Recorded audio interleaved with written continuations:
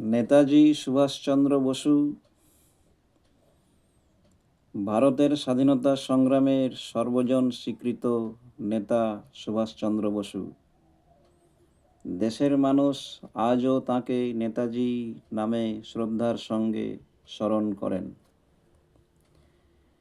স্বাধীনতা সংগ্রামে তাঁর অপরিসীম অবদানের কথা আজও আমরা ভুলতে পারিনি।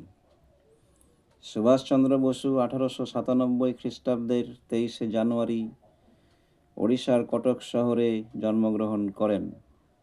তাঁর পিতার নাম জানকীনাথ বসু ও মাতার নাম প্রভাবতী দেবী।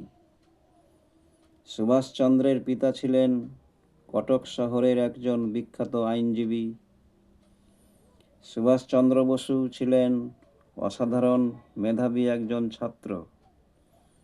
কটকের রেভেন্স কলেজিয়েট স্কুল থেকে ম্যাট্রিক পরীক্ষায় দ্বিতীয় স্থান অধিকার করে সসম্মানে উত্তীর্ণ হন।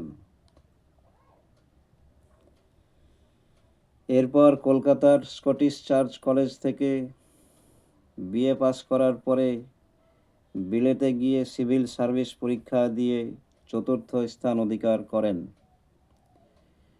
সিভিল সার্ভিস পরীক্ষায় পাস করার পর সুভাষচন্দ্র বসু দেশে ফিরে এলেন, কিন্তু ব্রিটিশ সরকারের অধীনে চাকরি নিতে রাজি হলেন না এবং ব্রিটিশ সরকারের হাত থেকে দেশকে মুক্ত করার জন্য স্বাধীনতা আন্দোলনে সক্রিয় ভূমিকা নিলেন।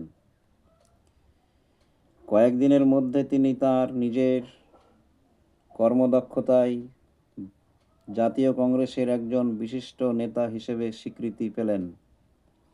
তিনি দুবার কংগ্রেসের সভাপতি পদে নির্বাচিত হন। পরবর্তীকালে তিনি কংগ্রেস দল ত্যাগ করে গড়ে তুললেন ফরওয়ার্ড ব্লক নামে একটি দল। একবার তিনি কলকাতা কর্পোরেশনের মেয়রের পদ লাভ করেন।